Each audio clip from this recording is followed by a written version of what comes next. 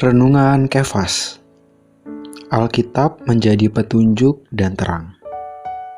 Pembacaan Alkitab dalam kitab Yohanes pasal 17 ayat 17. Kuduskanlah mereka dalam kebenaran, firman-Mu adalah kebenaran.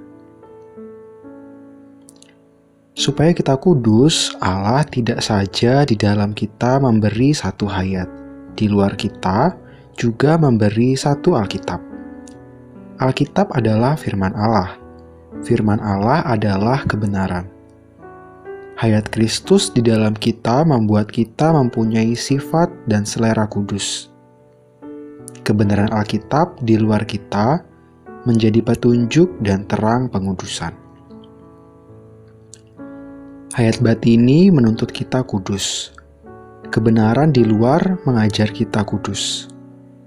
Sifat kudus di dalam bereaksi terhadap terang kudus di luar, petunjuk pengudusan di luar, menggugah selera kudus di dalam. Keduanya, yang di dalam dan di luar, saling menunjang. Dengan kata lain, kalau kita mau mengerti maksud Kristus yang ada di dalam, kita memerlukan Alkitab yang menjadi petunjuk dan terang, sehingga kita memahami apa yang ingin Kristus katakan kepada kita.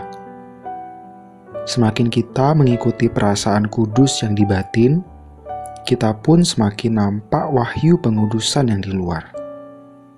Semakin kita membaca Alkitab yang di luar, hayat batini kita semakin kuat. Sobat Kefas, agar kita dapat menempuh hidup yang kudus, kita memerlukan Kristus yang ada di dalam kita dan memerlukan Alkitab yang di luar. Karena itu, marilah kita lebih lagi menaruh perhatian terhadap apa yang tertulis di dalam Alkitab. Kalau kita sering membaca Alkitab, maka kebenaran yang di dalamnya akan memberi terang, supaya kita nampak apa yang sesuai dengan sifat kudus Allah, apa yang berlawanan dengan sifat kudus Allah. Dengan demikian, kita dan tindak tanduk kita terpisah dari orang dunia, menjadi kudus sesuai dengan sifat kudus yang di dalam kita. Terang hari ini, yang pertama, bagaimana pembacaan Alkitabmu hari-hari ini? Sudah rutin atau masih bolong-bolong? Yang kedua, adakah pembacaan Alkitabmu membuatmu mengerti isi hati Allah?